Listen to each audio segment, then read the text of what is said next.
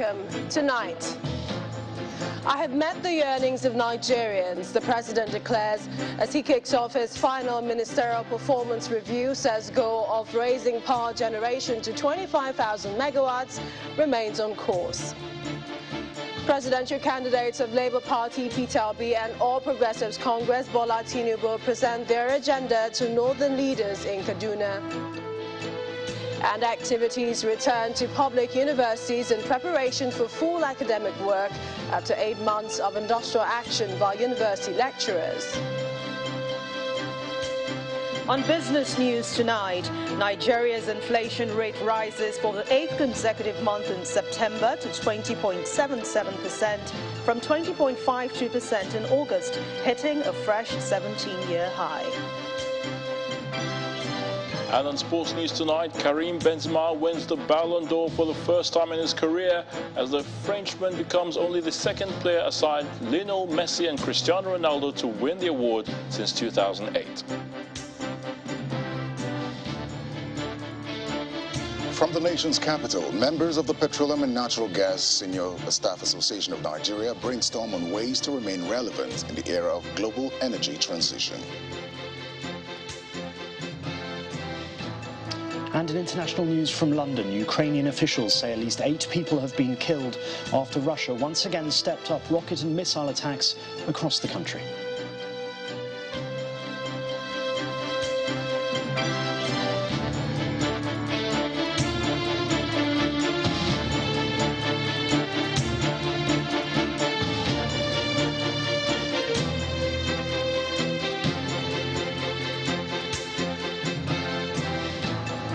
We begin with politics, where the campaign train of the presidential candidate of the People's Democratic Party, Alhaji Atiku Abubakar, moved to Kaduna State today, where he appealed to residents to vote massively for him and his running mate in the election next year. He made the plea with a promise to tackle terrorism and banditry that have plagued the state for years, while appreciating the people for giving him the highest number of votes in 2019. The former vice president also vowed to revive the moribund manufacturing industries in the state if elected. Well, the rally was, however, almost marred by some persons who attempted to disrupt the event. In a tweet, Alhaji Abubakar said, "I have just received emergency reports of attacks on supporters by thugs sponsored to scuttle the ongoing PDP campaign rally in Kaduna State. This is undemocratic and against the peace accord all parties signed up for just a few weeks ago. I urge President Muhammadu Buhari to call on all parties to call their supporters and members to order and to ensure that campaigns, just as with the elections themselves, are kept free, fair and safe."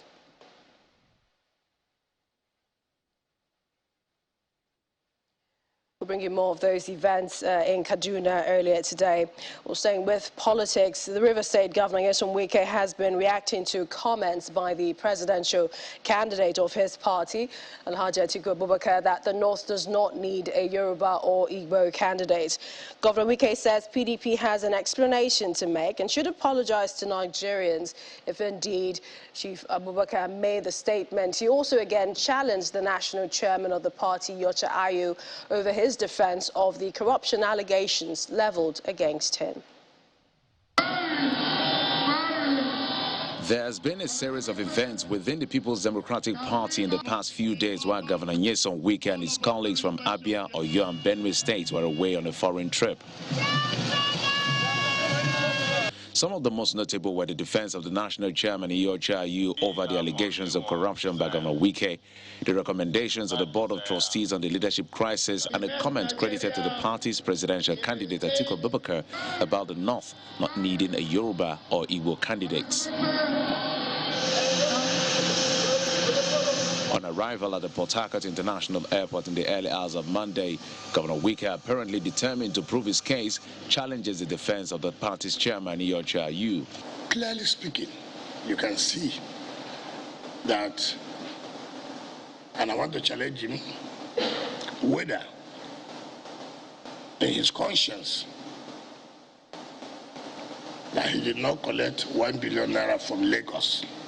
Once any governor or any party person donates money to the party, you will go and tell the NWC, so person has donated money. Let him show all the account where this money was paid into.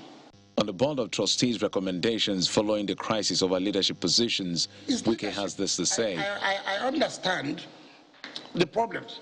We have played our own role by saying we must continue to speak the truth. Because the party we believe we want to say to Nigerians is a party that must tell Nigerians simple truth. It's a party that Nigerians must believe in them. Because people talk about, oh, the present party in government has failed Nigerians. But why do we say so? We say so because one of the reasons is that you tell us one thing, you do a different thing. This is what the Northerner needs. He doesn't need a Yoruba candidate or an Igbo candidate. He also appears shocked over the comments credited to the party's presidential candidate about the North not needing a Yoruba or Igbo candidate. We are talking about the unity of Nigeria. I don't believe my candidate, which of course my candidate for the People's Democratic Party, could make such statement. This country needs to be united. And part of the way you unite this country is to include everybody. And that has now confirmed to me one of the reasons why nobody wants us to, those of them in their camp do not want IU to resign because they don't want inclusivity. It is arguably safe to assume that the crisis in the opposition PDP is far from over, as the coming days is likely to be quite interesting while campaigns continue. Meanwhile, the presidential candidate of the All Progressives Congress, APC, Bola Tinubu, and the Labour Party, Peter Obi, have taken turns to present their agenda to some northern leaders in Kaduna. During his presentation, the APC flag bearer promised the leaders under the umbrella of the Arewa Joint Committee that if elected, his administration will tackle insecurity and fight corruption head-on. He also used the platform to ask his People's Democratic Party counterpart, Alhaji Atiku Abubakar, to step down and endorse him to reciprocate his gesture when he allowed him contest the presidency in 2007 under the defunct Action Congress of Nigeria. My aspiration to lead the country is a testimonial for my strong belief in the unity and indivisibility of Nigeria as a country. These, however, are matters that require consultation with critical stakeholders, which include the Council of State, legislatures, judiciary, state government, traditional institutions, and groups like yours before we discuss the state police. I am willing to listen to all opinions to help us arrive at a definite stand that will be in the interest of the country.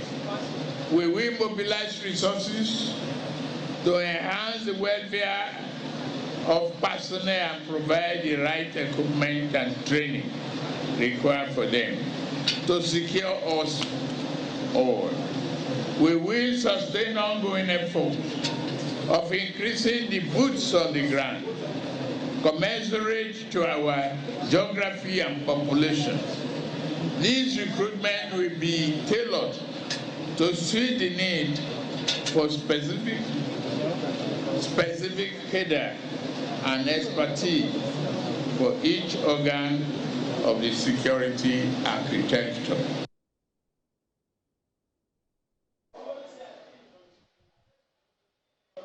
Shortly after the APC candidate's address, the presidential candidate of the Labour Party, Mr. Peter Obi, also took turn to address the northern leaders. Mr. Obi gave the assurance that himself and his running mate will do things differently if elected into office to tackle the issues of security, unity and the economy, which he notes are critical for national development, among other priority areas. The government, we intend to form. I and that team, with our team, we do things differently. We want to bring a transformative government, purposeful government that will start dealing with the issues. And those issues are known and very clear. The issue of security, which will be decisive. The issues of unity, which will be decisive. The issues of our economy, because it is critical.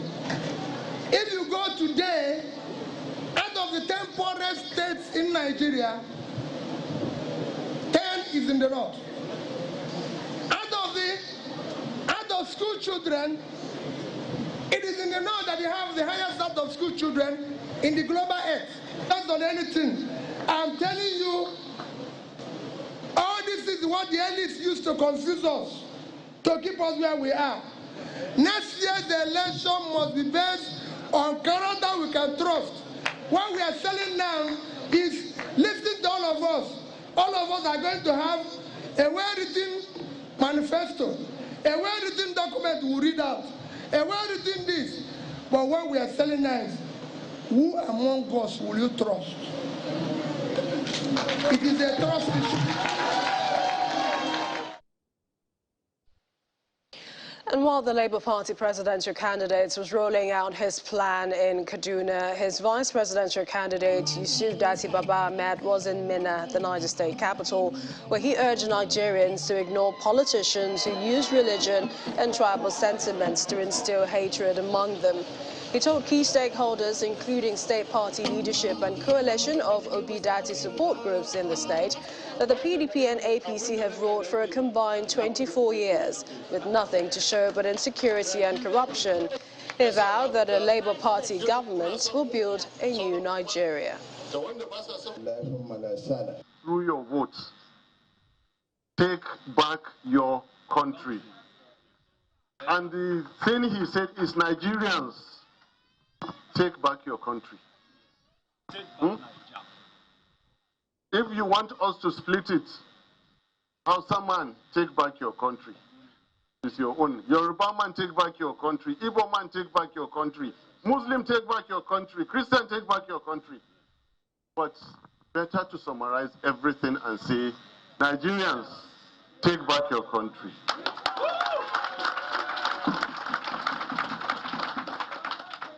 As it were now, Labour Party. Sorry, I have heard my leaders, party leaders.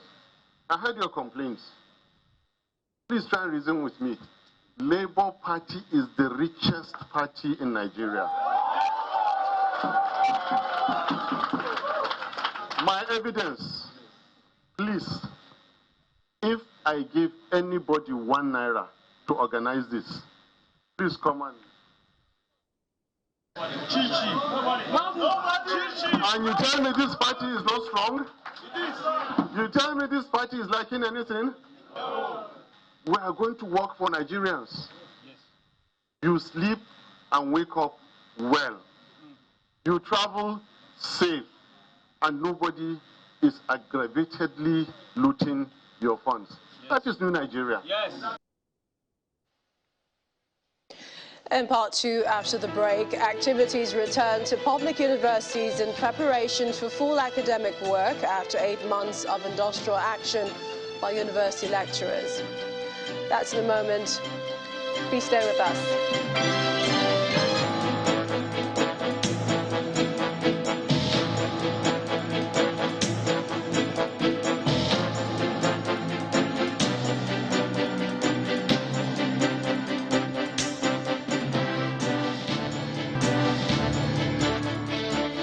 Welcome back. If you just joined us, you're watching the news at 10 and live on Channels Television Lagos. Here's a reminder of our top stories.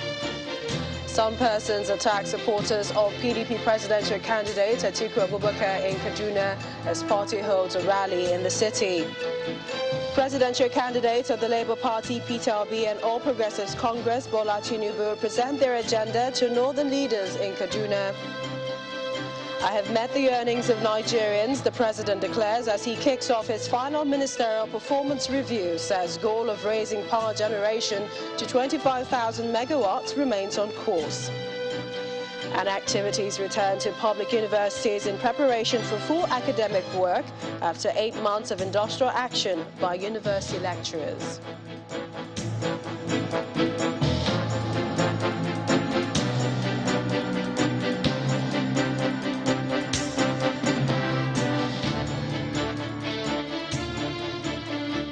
Let's take you back to our top story. The PDP campaign rally in Kaduna State, which was almost marred by some persons who attempted to disrupt the event. The former vice president and presidential candidate of the party has been speaking about it, also appealing to residents in the state to vote massively for him and his running mate in the election next year.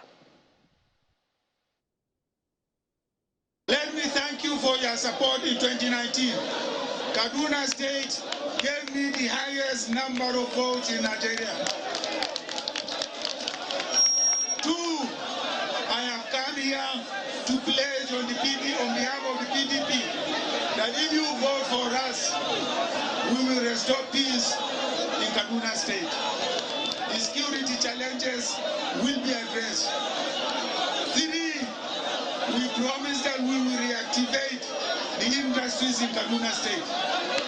In collaboration with the private sector and the Kaduna State, we will reestablish those factories.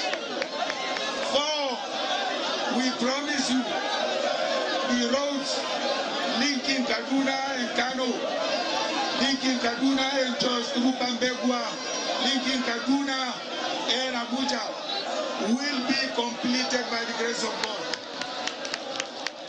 These are 4 undertakings I am taking on behalf of the PDP if you vote for PDP. Are you going to vote for PDP?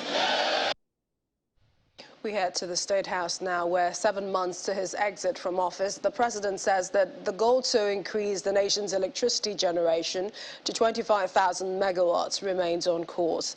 President Muhammadu Buhari said this as he kicked off his final ministerial performance review at a retreat in the State House, where he declared that he has met the yearnings of Nigerians.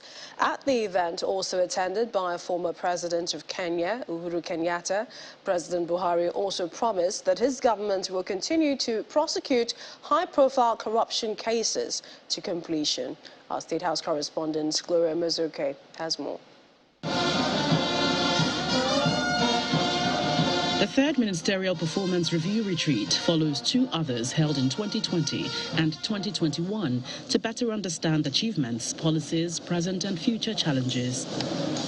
The former president of Kenya, Mr. Uhuru Kenyatta, and the British High Commissioner to Nigeria, Mrs. Katrina Ling, the president of the Senate as well as Speaker of the House of Representatives, are among the top personalities invited.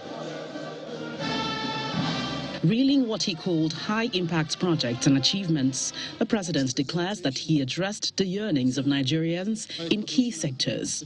We have implemented high-impact projects across the length and breadth of the country that meet the yearnings and aspirations of Nigerians. The implementation of a willing buyer, willing seller policy introduced by this administration has opened up opportunities for increased delivery of electricity to underserved homes and industries. We will continue to review and prosecute high-profile corruption cases and ensure speedy completion. Illuminating the journey so far, the Vice President, Professor Yemi Osinbajo, puts forward ideas to accelerate economic development. Our exchange rate management, and this continues to be an issue. The exchange rate of the naira to convertible currencies continues to face significant downward pressures because demand substantially outstrips supply, and that's just the reality. I think that a more market-driven approach will be best. Some price discovery within the context of a managed float. The president's African counterpart, the former president of Kenya, gave a constructive scrutiny of the shared challenges and their impacts. There is need for us to rethink the way we do our politics. Rethink because sometimes our parties are not necessarily formed on the basis of policy, but of region. Where do I come from? And it is my turn, it is so-and-so's turn, it is so-and-so's turn. We must recognize as a continent that our differences are so small in comparison to the challenges that we face. If an opposition were to take over today, they will still be faced with the same challenges. It is that ability to realize that no individual is greater than his or her country that will allow this continent to succeed. The participants further underscore areas of expectations for the present administration. Nigeria must remain on the path of democratic consolidation because democracy matters greatly to the world. The outcome of this retreat will provide valuable data and context to help inform the decisions we make in Parliament regarding the current budget proposal. Through the maze of suggestions and solutions, particularly as the nation heads into the 2023 general elections, the underlying word here is sustenance of a lasting vision of development that transcends beyond self-centeredness to inclusivity. From the presidential villa, Gloria Umezuke, Channels Television News. We go now to education, where students in some public universities have been expressing their joy to be back to school after being locked out of classrooms for 8 months. While the students are happy, it's a mixed reaction for their lecturers, some of whom have expressed worry about the future of public institutions following what they describe as neglect by the government. This report captures the mood in some campuses visited in parts of the South. After an 8-long month of shutdown of public universities by Nigerian lecturers, the doors are flung open again for work to start. At the University of Lagos, life is gradually returning to the campus, but it is still a far cry from how busy it would have been on a Monday morning. Students are happy to be back. Although ready to pick up their tools again, the lecturers say the resumption is in respect of the rule of law. Yes, this strike has been suspended in compliance with the court order. We are hoping to hear what the court will eventually say, whether it is appropriate for a government to enter into an agreement with the people and flagrantly violate those agreements and then take side with one of the parties. We are waiting to see that. They didn't mince words in stating their frustration over what they say is an unfair treatment by their employer. I don't think any serious academic will be happy with how the country is treating the intelligentsia. We are now in a knowledge-driven society, so if people are demotivated, you should know that that will have implications for the kind of output, that they give. If the person is unhappy, if you're unhappy, you can't deliver. It's a similar atmosphere at the University of Ibadan. Virtually everywhere is still empty on the first day of resumption. Some of the students around hope their joy resumption is not short-lived. I'm actually happy that we because of the strike, but I think he said, they just suspended it. That means. But I just hope that the federal government should just answer them on time. However, the campus at the University of Port Harcourt in Rivers State seems a little busier. Students trickle in, most of them graduating ones making final preparation for the mandatory youth service. While some non-academic staff are making the empty lecture halls ready for use, lecturers say they are in high spirit to resume work in compliance with the order of the National Executive Committee of the Union. As I speak with you now, a lot of lecturers are in high spirit, waiting to see their students, waiting to teach, supervise, and do the work we are supposed to do as academics. The feeling looks different at the University of Calabar in Crossover State, where the premises get quite busy, so also the classroom. Everyone looks up and doing. This, the management of the university state, is to regain lost time, especially as students will be sitting for exams in a matter of 2 weeks. The academic calendar is already out. We're going to follow that religiously, and we are not going to to breach it in such a manner that students will end up taking nothing. For the Vice Chancellor of the Nnamdi Azikiwe University, Awka in Anambra State, the school will speed up activities to round off the first semester of 2021-2022 academic session by first week of December. The time that we lost, we are going to, in our characteristic manner, meet up with all of them. We are going to stress ourselves. We are going to work extra hours and extra time to make sure that the lost grounds are regained. Students here express joy at coming back to school and demand an end to the incessant industrial action. Why can't there be a peaceful resolution once and for all to the main roots of this strike? So I think the government in power should do everything necessary to stop or to put an end to ASU strike once and for all. If I let this be the last, let it never happen again. After a long lull, lecture halls are getting alive again, and students who are the direct victims of the impasse hope that these settlements will not be short-lived. Still ahead on the news at 10. Nigeria's inflation rate rises for the 8th consecutive month in September to 20.77% from 20.53% in August, hitting a fresh 17-year high. That's on Business News. Do join us again.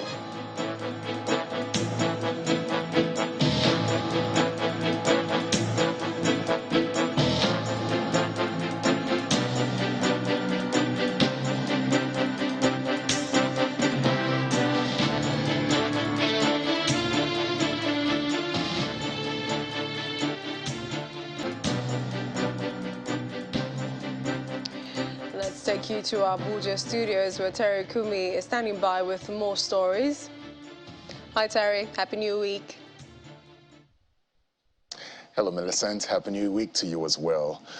Now, members of the Petroleum and Natural Gas Senior Staff Association of Nigeria, PENGASEN, have been asked to ensure that they acquire the skill sets needed in the oil and gas sector for a smooth movement to energy in line with global best practices. This is coming from the Group Manager of National Petroleum Investment Management Services, Mr. Babatunde, who also emphasized the need to balance energy transition and energy security. He was speaking at the PENGASEN Energy and Labour Summit in Abuja. We are here today. The Petroleum and Natural Gas Senior Staff Association of Nigeria, PENGASEN, is holding this summit in Abuja to get its members to brainstorm on contemporary issues affecting the union, especially in the light of current discussions on alternative energy sources. The Group General Manager of the National Petroleum Investment Management Services, NAPIMS, admonishes them to keep learning new trends to ensure their continued relevance. We know that oil has never exited. We know gas has never exited. And it therefore means that the world has realized that fossil fuel is still very, very relevant. I think if there's anything I would like to leave this house to know, is that if you are a PENGASEN member, if you are an oil and gas member, be proud that indeed this energy source is still very relevant and is going to remain relevant for another centuries. If we go to the next slide, you see the impact of the so-called energy transition anyway. You see the confluence of the energy market, impact on investment, as well as finance. We all know at the base of this triangle, finance and investment, they go together. And the consequence is that you have to be able to produce energy that will meet the market demand. For the chief host of the event and national president of PENGASEN, it is not proper to leave the workers out on the conversations on energy transition. The most important asset has been left aside. In all these conversations, the most important of them all, which is the human capital, there is no conversation as of today all over the world that has inculcated how the human capital, how the workforce is going to transit. It is based on this that we felt that as PENGASEN, we are a responsible senior staff association that should start thinking on how this is going to affect on our workforce, on how this is going to affect the most priceless asset in the oil and gas value chain. That is the human capital. The participants at the summit agreed that technology and innovation will be key to the future of the energy industry, which will require workers to continue to acquire new skills. Leader of the Pan-Niger Delta Forum, Chief Edwin Clark, is calling on the president to obey the ruling of the Court of Appeal discharging the leader of the proscribed indigenous people of Biafra, Nnamdi Kanu, of terrorism charges. Chief Clark, in a statement, asked President Buhari to order the immediate release of Kanu in the interest of peace in the country and the Southeast Zone in particular. In the words of Chief Clark, can any responsible government anywhere in the world challenge such a judgment? I do not think so. It is rather shocking that the federal government is said to be considering what to do next on the matter. He adds that Kanu should be released, perhaps with conditions that he would maintain the peace and work to bring to an end the needless Monday sit-at-home order, which has disturbed businesses and civil activities in the Southeast. In other stories, the Nigerian Guild of Editors has expressed concern over the shutting down of 4 broadcast stations, all located in Gusau, the Zamfara state capital, on the orders of Governor Bello Matawali. The Zamfara state government shut down the NTA, Gamji Television, Alumna Television, and Pride FM station on Saturday for covering a rally held by the PDP governorship candidate in the state, claiming that the rally was organized despite a ban on campaigns by the state government over the security situation in the state. In a statement signed by its General Secretary Yobosa Wogierin, the Editors Guild described the action as illegal and a violation of the Nigerian Constitution and other international instruments. It also affirmed that the National Broadcasting Commission is the only government agency with a constitutional mandate of regulating broadcast stations. According to the NGE, the media reserves the right to cover all events, whether or not they are banned. No state government reserves the right to shut down any media house in spite of their perceived infractions. The NGE calls on Governor Matawali to immediately unseal the broadcast stations.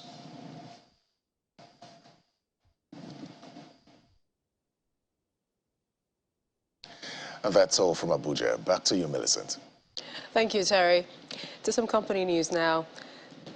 As a way of promoting improved health and wellness of Nigerians, Chi Limited, one of Nigeria's leading beverage manufacturer, has been commemorating the 4th edition of its annual World Juice Day.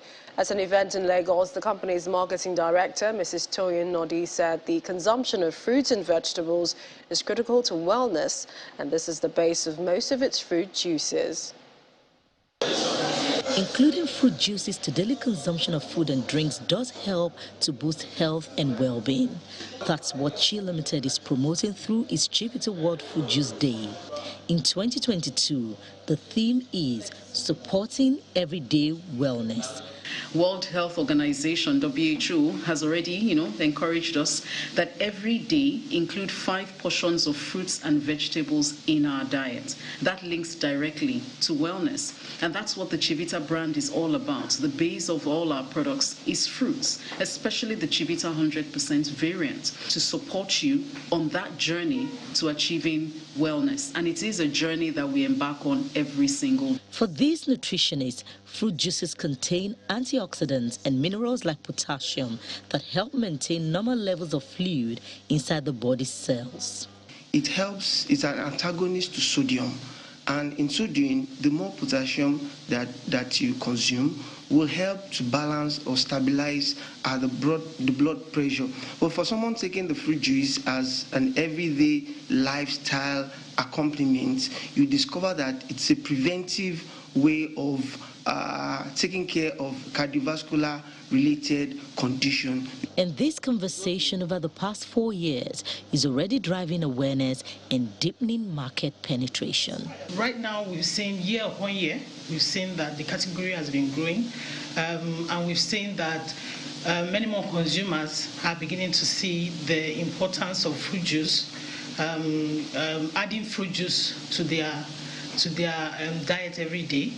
In addition to that, we've also seen that Chivita continues to retain that space where it's the most visible brand in the fruit juice category. And The annual Chivita World Juice Day is a public interest initiative by Chi Limited, makers of the Chivita brand of fruit juices.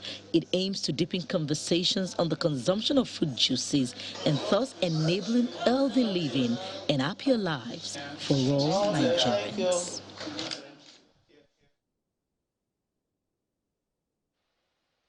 As part of efforts to sustain and increase awareness around hand hygiene habits and the importance of regular hand washing with soap under running water, Dettol Nigeria and the Federal Ministry of Water Resources today joined the rest of the world to commemorate the 2022 Global Hand Washing Day. At the commemoration in Abuja, the Minister of Water Resources, represented by a director in the ministry, commends RICIT and other stakeholders for their support and sustenance of sanitation and hygiene awareness programs in Nigeria. The Global Hand Washing Day is an international advocacy day dedicated to increasing public awareness about the importance of washing hands with soap under running water as an effective way of preventing infectious and other communicable diseases. For this reason, stakeholders converge on Abuja on the invitation of RICIT under the brand name of Dettol. From the Ministry of Water Resources to Environment, officials harp on the need for regular hand washing. Though hygiene is a critical element of an integrated approach to water, sanitation and hygiene, that is wash, service, delivery, an estimated 2.3 billion people globally and 171 million Nigerians do not have access to hygiene services. The United Nations has dedicated October 15 of every year as Global Hand Washing Day to increase global awareness and understanding about the importance of hand washing with soap under running water as one of the most effective and affordable ways of reducing spread of pathogens. Goodwill messages from development partners, the marketing director of RICIT, producers of Dettol, stresses the need for widespread behavioral change. This is one day that has become increasingly important for us at RICIT, as it avails us the opportunity to further promote the adaptation of essential hygiene habits, particularly hand washing. School children brightened the commemoration with diverse presentations.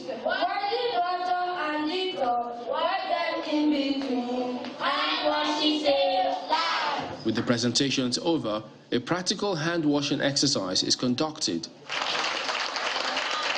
The marketing director highlights the essence of the event. What RICIT now is doing is bringing in more scientific approaches to that. One of the part is to find out the right way to educate the students so that they remember the message and also the behavioral change is happening. Dettol understands the importance of good hygiene and sanitation in the lives of Nigerians. And this is one of the reasons RICIT launched the Dettol Clean Nigeria initiative in 2019 before the advent of COVID-19. Now time for business news. Here's Anne Waldo.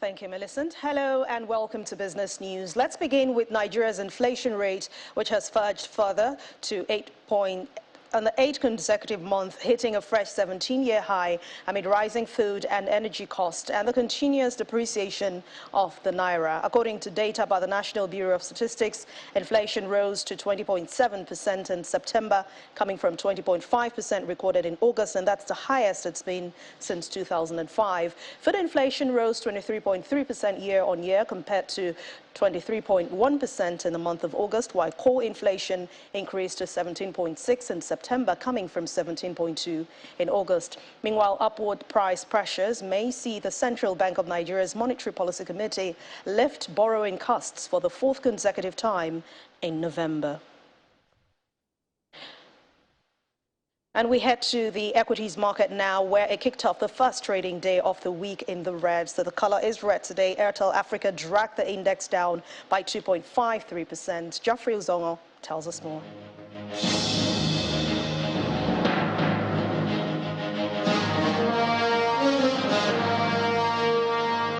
Hello and welcome to Stock Market Report. The market begins with a major loss at the NGX as the all-share index dipped 2.53%, meaning 655 billion has been shaved off the market value today. The bear strikes again. However, we see the green flags flying in value, volume, and including the deals, the volume right there at 138 million units. Let's take a look at who were the gainers today at the end of business. PZ, 9.52% gained, and of course, Cutville gaining 4.35%. On the flip side of the losers, Airtel dragged the market down 10% right there, including other securities right on your screen. Let's hope that this week there will be some positive comeback at the NGX, and that's the Stock Market Report. It's back to you. I'm Geoffrey Uzongo.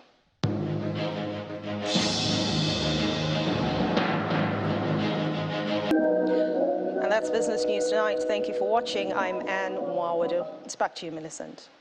Thank you, Anne. In the bid to further deepen diplomatic and economic ties between Nigeria and the Czech Republic, an honorary consulate has been inaugurated in the Ikoyi area of Lagos. At the ceremonial opening, the ambassador of the Czech Republic to Nigeria, Denrich Kirichi, said the consulate in Lagos is a reflection of the trust in the Nigerian nation as a partner in progressive. This serene building in the Ikoyi area of Lagos attracts dignitaries from across Nigeria and members of the diplomatic corps. Prominent among those present include former President Olusegun Obasanjo, the Governor of Lagos, Babajide Sanwo-Olu, and first-class monarchs from Delta and Ondo states. The occasion is the formal opening of the honorary Czech consulate in Lagos and the presentation of the honorary consul, Dr. Dere Awushika. With plans to deepen economic ties and build bridges of cooperation, the Czech ambassador states that this is a milestone in both countries' relationship. What we are missing quite a lot so far, it is our representation in Lagos. But all the time, Lagos is leading center in many areas. A formal document is then presented to Dr. Awushika.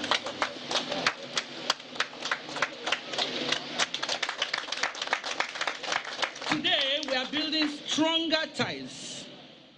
We are reconstructing boundaries of human relations, market boundaries, changing the conversation to where opportunities reside on all sides, whether Czech or Nigerian.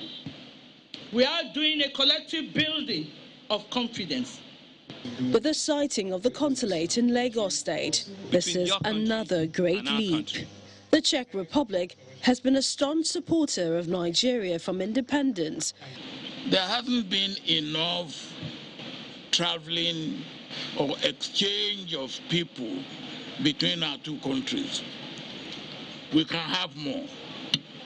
And if this honorary consulate office will be empowered to issue visas, then we will have more Nigerians visiting Czech Republic. Just recently, the Czech Republic allocated about $10.5 million in research funding to foster the growth and expansion of infrastructure, manufacturing and innovation in Nigeria. And there is a lot happening in the international scene. Here's Simon Pusey with more in Around the World in 5. Good evening and welcome to the Channel Studios here in London with your international news around the world in 5. Ukrainian officials say at least 8 people have been killed after Russia once again stepped up rocket and missile attacks across the country.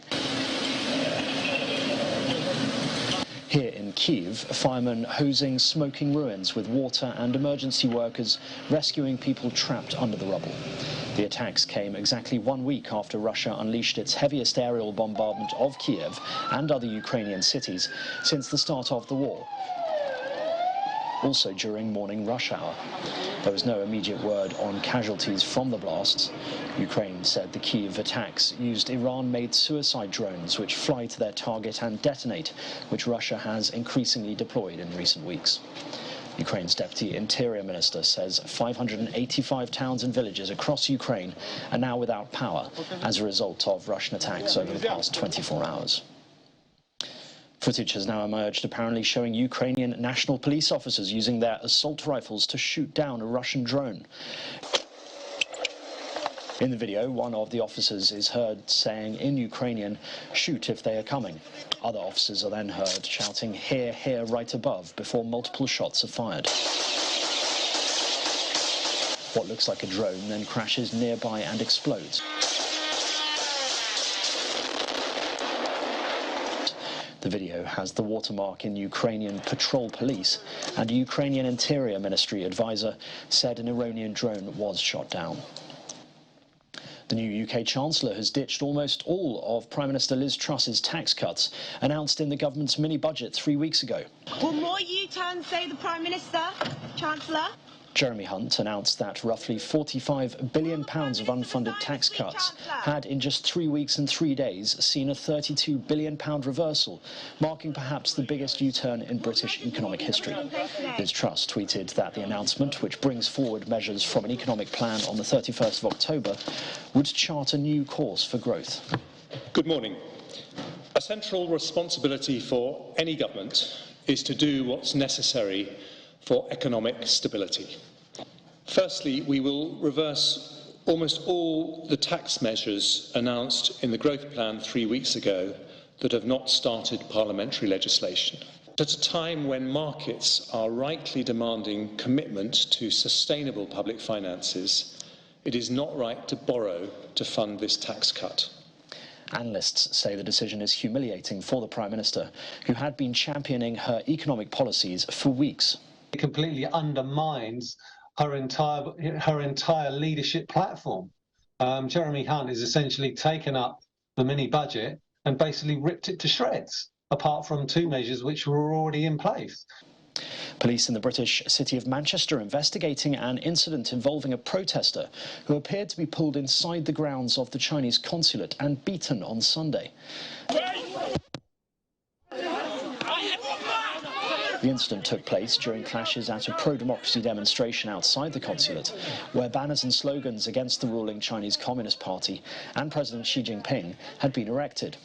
Video showed several men from the consulate, some wearing helmets and protective vests, take down several banners, and during a heated confrontation with the protesters, they grabbed one man and dragged him into the consulate grounds. Police officers at the scene eventually stepped through the gate and pulled the man back out. Footage has emerged of a train crashing into a bus at a level crossing in the Netherlands. The bus appears to have been stuck on the tracks at Bergen op Zoom when the incident occurred. The bus had no passengers on board when the accident happened, and miraculously, no one was injured. And K-pop boy band BTS will go off on mandatory military service starting shortly with its oldest member. 29-year-old Jin has put off his service for as long as he can and faces the imminent prospect of a full stint, meaning nearly 2 years out of the public eye when he turns 30 in December. All other members will also serve the mandatory military duty according to their respective plans.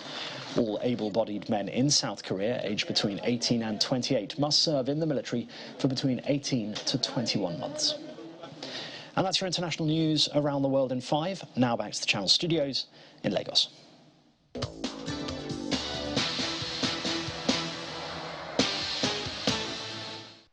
Many thanks, Simon. France striker Karim Benzema has won the 2022 Ballon d'Or at the ceremony in Paris this evening.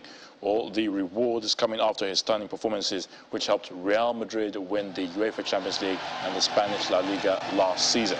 Benzema, who is the first French winner of the most prestigious individual prize in football since Zinedine Zidane in 1998, scored 44 goals in 46 games for his club, including 15 in the Champions League. Barcelona midfielder Alexia Putellas won the Women's Ballon d'Or for the second year in a row. And that's a wrap on sports news. Main news again. Some persons today attacked supporters of the PDP presidential candidate Alhaji Atiku Abubakar in Kaduna as the party held its rally in the city.